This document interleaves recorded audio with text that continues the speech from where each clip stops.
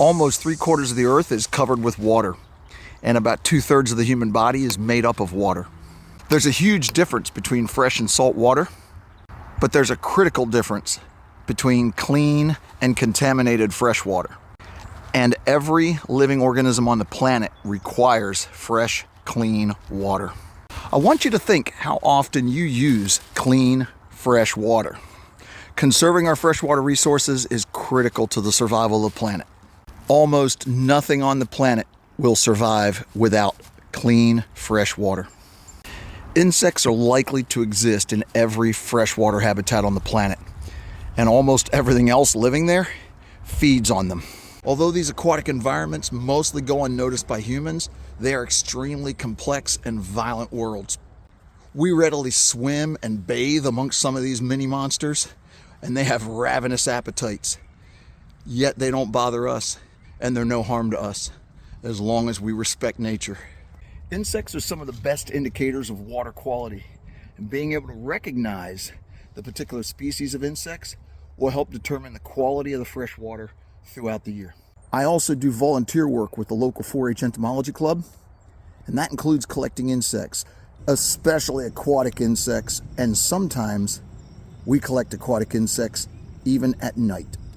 I'll probably launch a video about collecting aquatic insects at night, but today we're going to be focusing only on daytime activity. The extreme difference between a stream or a pond environment will dictate the types of insects and predators found there. Seasonality is also important because most aquatic insects found in early spring are going to be immature and relatively small.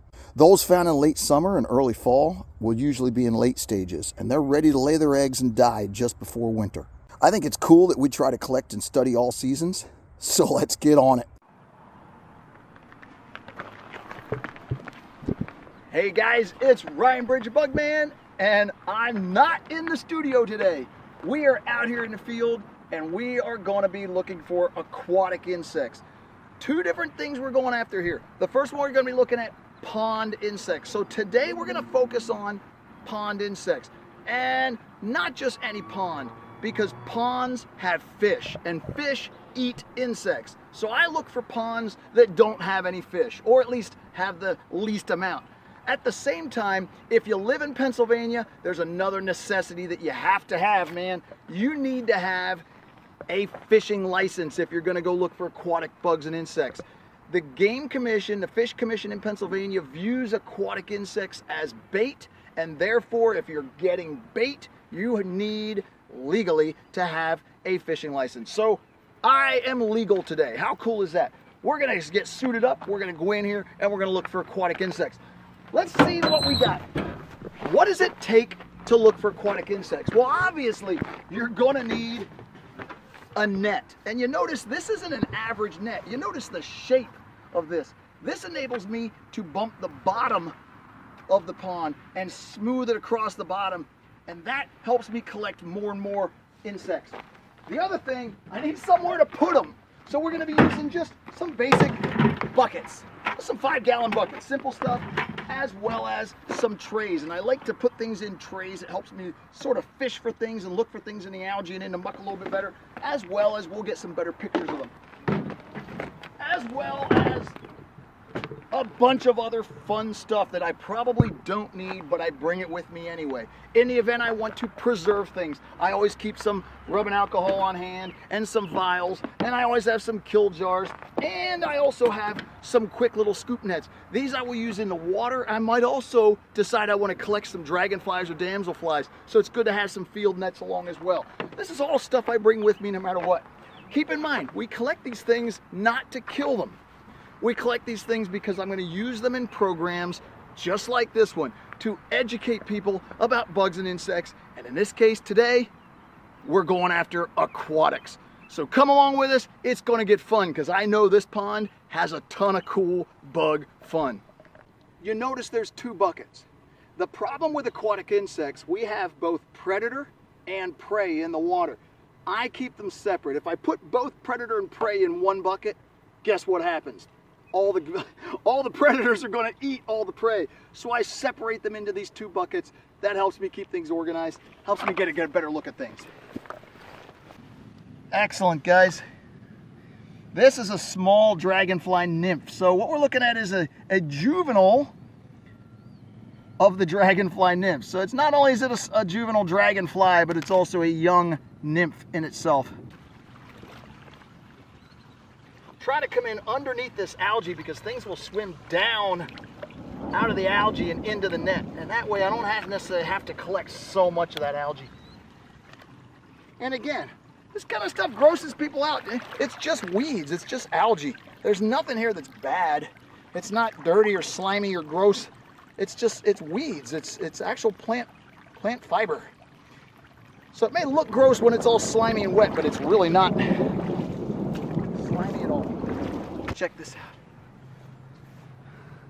This is a shed from a dragonfly that hatched out on those weeds, those uprights that I just got done scooping. Had a dragonfly shed, and that is the shed skin from the dragonfly nymph. So it's not a living insect. That's just the shed where the dragonfly comes out of. They pull themselves out, they pump up their wings, and they leave these skins behind. The dragonfly life cycle is described as an incomplete metamorphosis. In other words, the eggs are laid, a nymph emerges, and then that nymph grows. It's not the egg, the caterpillar, the cocoon, the adult like with butterflies and moths. We're talking about something that grows as a nymph and has almost a look-alike appearance right up until it reaches that stage where it's ready to become the adult. And then ironically, in a lot of cases, the adult is going to look completely different from the nymphs. Now, I did something a little different this time, using a white sheet that I can lay stuff on. Just drop it out here and get you a better look at, see what we got to look at here. Cool stuff. A couple skimmer nymphs in here. Now these are small. They should be about that big or bigger to be full mature. So these are probably gonna end up overwintering like this. These are definitely not mature. There's a mature skimmer, very cool. That's what we're looking for. Let me wash him off. There's a mature skimmer. Much better, even as the full wing cases. So he's really close to where he'll probably overwinter and then emerge early in the spring. He'll be one of the first dragonflies that's cruising here. But that's a good size, and they get a lot bigger than this yet. The skimmer dragonfly nymphs get big in general, but the skimmers can get pretty good size. So it's good to see that. All right, check this out. These are so cool. This, don't you bite me. I don't know if he can or not, but I don't like taking chances. This, oh, look at this. Super cool. This is a water scorpion. These things look a lot like a walking stick, but they're aquatic. They live under the water, and those tails are actually snorkels. And they use those to breathe. That way they can invert themselves under the water and still get food. Notice those little cool little grabbers they use to get food. This is a super cool bug. This is a water scorpion. This is a young one. This is not fully mature, but you know what? They're still super cool. They look like an aquatic walking stick. Just the coolest things ever. Such cool bugs. And we're finding those in the pond. Big group of people. A couple others showed up, pulling bugs. It's a good day. Notice the head and the grabbers that they're using in order to stay inverted, and then they can catch food with those grabbers at the end. That's their front legs, but they have that proboscis right there. That's what they're going to stab into their prey and then suck the juice out of it. These are super cool. I'm so happy to find one of these. and be able to show you guys what a water scorpion looks like. Outstanding. We're gonna put that into the bucket. Awesome. Keep looking. That's a damselfly nymph, full wing cases. So that's one that's, if he doesn't hatch this year, which that's probably 50-50 on him. He looks like he's really close to going. So that's what the damselfly nymphs look like.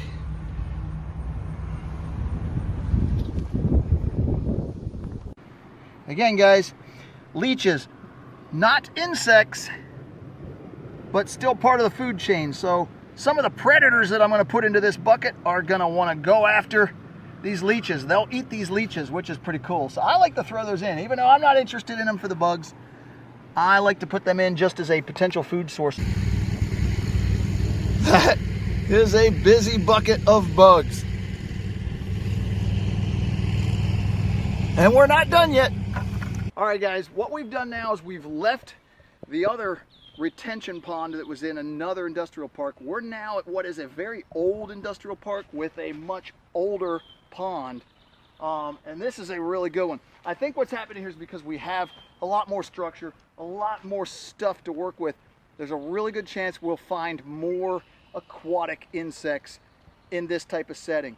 The last pond we were at was wide open. It had been maintained and mowed around, and all the cattails were cut down. In this case, we get all this cool structure, and I'm going in and I'm going to find out what's hiding in all this stuff, because I'm confident there's some really cool bugs and insects hiding out here.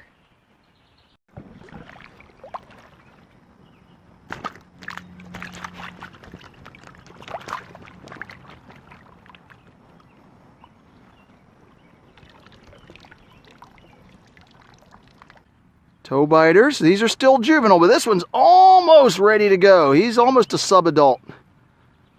Almost. We got some of those in here. Here's another one. So we got some nice collage of those going into the predator bucket. This is the giant water bug. These amazing insects can be equally scary to most people who don't realize what they are. They are one of our largest aquatic insect predators. They feed on other insects, small fish, salamanders, and they especially love to hunt crayfish. Like most of the aquatic predators, they're going to inject their proboscis and simply suck the internal juices out of their prey. These cool water bugs will also come to lights at night, and that confuses a lot of people because they don't realize that they're an aquatic. All right, check it out, guys. These are called eastern toe biters. That is a terrible name to give a bug that doesn't bite your toes. It's really a northern giant water bug, and they're small compared to the big normal giant water bugs, the big bellostomas. These things are really cool. This one in particular is awesome, though. If you look, he's got eggs on his back. And those eggs were laid there by the female, and he is now in charge of taking care of the kids. So he's going to have to take care of those. He keeps algae from growing on them. He keeps them nice and clean. He sits at the top of the water, and that enables them to get air so they stay alive. And this is an outstanding example of nature. But it's a really good example of aquatic insects. I'm so happy we got this guy. If I find a female, I'll show you the female. That way you can see what the top of them look like. But that's a male of the northern giant water bugs with eggs. That never gets old, man. I love finding this stuff. A lot of the water boatmen, remember, these things don't bite. They're eating algae. You can see he uses his legs like little paddles. That's how he propels himself and moves himself through the water. Here's another one. Now this is one off the surface. This is a water strider. Some people call these water skippers or water spiders or whatever people like to call them, but it's a water strider. And they're another predator. They tend to feed on dead insects that are on top of the water though, so I'm not so worried about being bitten by this one, although they can bite. Well, here's a tadpole. So there's a good one. I don't normally collect tadpoles, but I will in this case, because if I get some of the larger predators, they'll feed on tadpoles. So I'm going to put this tadpole in there as well. That may act as a food source for somebody eventually. Back swimmer, here's a juvenile. There's a young. See how he flips over? That's how they swim. They swim on their back and they use their feet. Now this is not a boatman, this is the back swimmer. Different kind of bug, don't get them confused. The back swimmers are predators. Water boatmen are not, they are eating algae. Here's another eastern toe biter. And there's that proboscis in the front where they stab their food and suck the juices out of their food. Nasty, kind of almost scary kind of bugs, but again, harmless to people. All right, these are water boatmen. These are not back swimmers, these are boatmen. Rather than roll over on their backs, they stay on their fronts and they literally paddle themselves around in the water almost like they're in a rowboat. That's not cool. So they're called water boatmen, and these are just another type of aquatic insect that we're finding today. These are not a predator. These guys eat algae, so they go into the prey bucket because everything in that predator bucket will eat these things. And I got a nice bunch of them here, so we're going to take all those with us. Here's a back swimmer. Now again, I got to watch out for these guys because they bite. They can bite. This is the back swimmer. This is a mature one. Nice, big, mature back swimmer. And they're a predator. Again, they bite.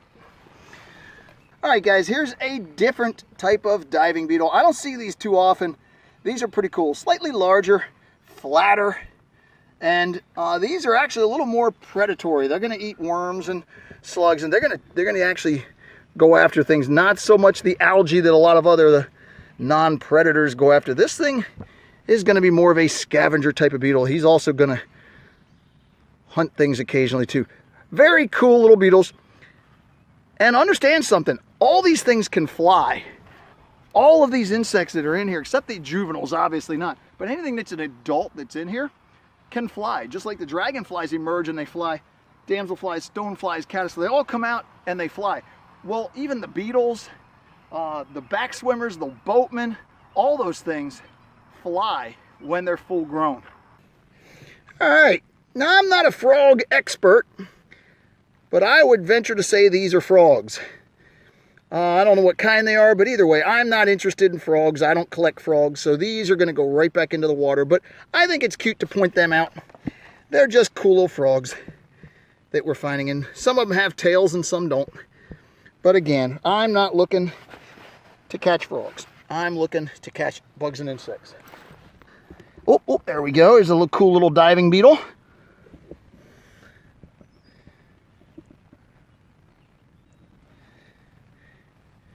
Yeah, this is all stuff that hides in ponds, guys, and a lot of people don't even know this stuff is around. Unless you're going and digging into ponds, most people have no idea these things are there.